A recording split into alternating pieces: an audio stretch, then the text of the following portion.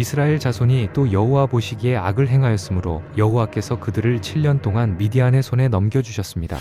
미디안은 원래 아브라함의 후손이었습니다. 아브라함은 사라가 죽은 뒤 그두라를 아내로 맞이했고 그 사이에서 미디안이 태어났습니다.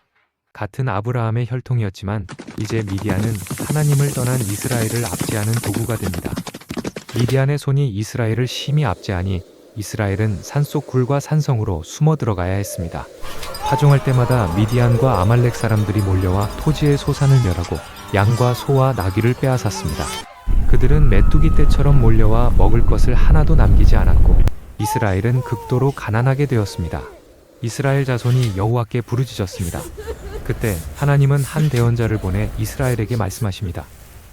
내가 너희를 이집트에서 데리고 올라와 이집트 사람들의 손과 너희를 학대하던 모든 자의 손에서 건져내고 너희 앞에서 그들을 쫓아내어 그들의 땅을 너희에게 주었다.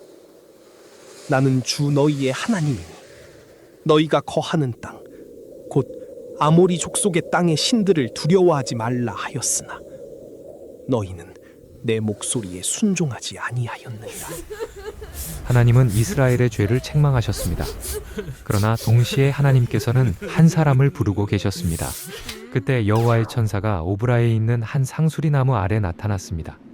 그곳에는 미디안을 피해 포도주 틀에서 몰래 밀을 타작하던 사람이 있었습니다. 그의 이름은 기드온. 주의 천사가 그에게 나타나 말했습니다. 큰 용사여, 주께서 너와 함께 계시도다.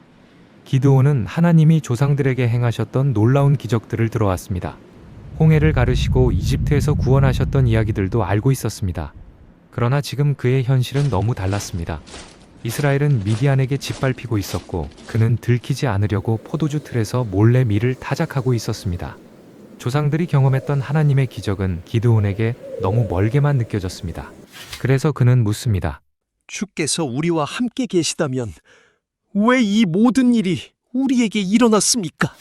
하지만 하나님은 그런 기드온 안에서의 몸부림을 보셨습니다.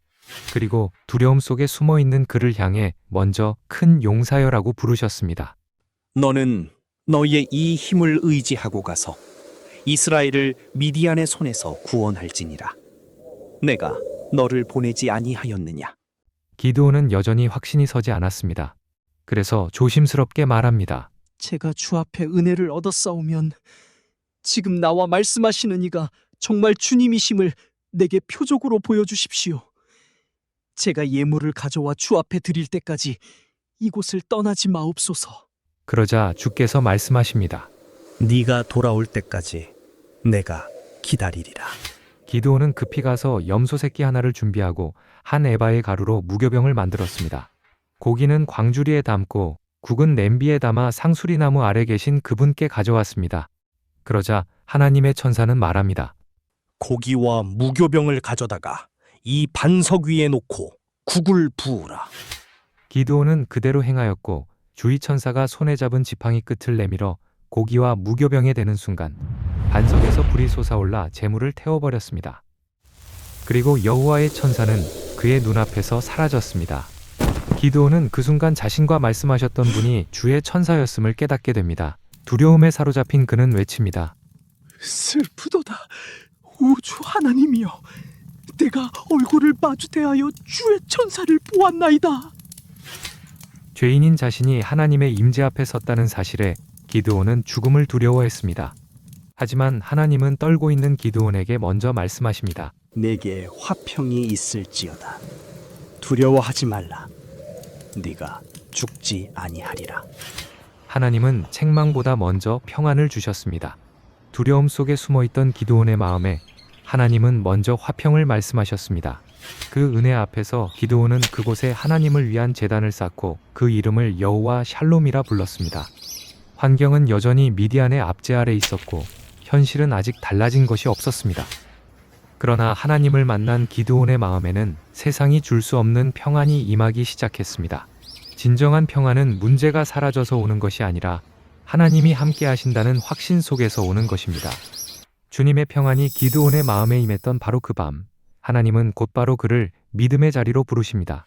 그리고 기드온에게 아버지의 집에 있는 바알의 제단을 헐고 그 곁에 아세라상을 찍어버리고 그 찍은 아세라 나무로 제단 위에 번제를 드리게 하셨습니다. 이스라엘은 하나님을 섬긴다고 말했지만 이미 삶 깊숙한 곳에는 우상이 자리 잡고 있었습니다. 하나님은 미디안과의 전쟁에 앞서 먼저 이스라엘 안에 있는 우상부터 무너뜨리기를 원하셨습니다. 기드온은 여호와의 말씀대로 순종합니다. 그러나 그는 사람들을 두려워했기에 낮이 아닌 밤에 그 일을 행했습니다. 완전한 담대함은 아니었습니다. 여전히 두려움도 있었고 떨림도 있었습니다. 하지만 중요한 것은 그 두려움 속에서도 결국 순종했다는 것입니다. 다음 날 아침 성읍 사람들이 일어나 보니 바알의 제단은 헐려 있었고 곁에 있던 아세라 상도 찍혀 있었으며 새로 쌓은 제단 위에는 수소 한 마리가 번제로 드려져 있었습니다. 사람들은 서로 말했습니다. 누가 이런 일을 하였느냐? 그들이 조사한 끝에 요아스의 아들 기드온이 이 일을 했다는 사실을 알게 되었습니다. 그러자 성읍 사람들은 요아스에게 말합니다. 내 아들을 끌어내라. 그가 바알의 제단을 헐고 그 곁에 아세라상을 찍었으니 죽어야 하리라. 하지만 요아스는 오히려 사람들에게 말했습니다. 너희가 바알을 위하여 싸우려 하느냐? 너희가 바알을 구원하려 하느냐? 바알이 정말 신이라면 자기 제단을 헐었은즉 스스로 자신을 위해 싸울 것이다. 그날 이후 사람들은 기드온을 여룻바알이라 불렀습니다. 이는 바알과 다투다라는 뜻으로 바알이 직접 그와 싸워보라는 의미였습니다. 그 후 미디안과 아말렉과 동방 사람들이 함께 모여 요단을 건너 이스라엘 골짜기에 진을 쳤습니다. 그때 여호와의 영이 기드온에게 임했습니다. 기드온은 나팔을 불었고 아비에셀 사람들이 그를 따랐습니다. 아비에셀은 기드온이 속한 므낫세 지파의 한 가문이었습니다. 가장 먼저 그의 가까운 공동체가 기드온의 부르심에 응답하기 시작한 것입니다. 또 므낫세와 아셀과 스불론과 납달리 지파에도 사자들을 보내자 그들도 올라와 기드온과 함께했습니다. 그러나 기드온은 하나님께 다시 한번 표적을 구합니다.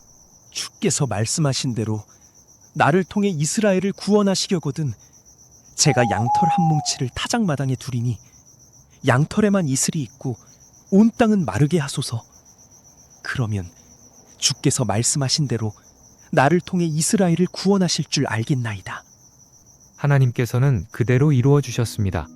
다음 날 아침 기드온이 양털을 짜니 그릇에 가득할 만큼 이슬이 나왔습니다. 하지만 기드온은 다시 하나님께 말합니다. 주여, 제게 노하지 마옵소서. 이번만 더 말씀하게 하소서.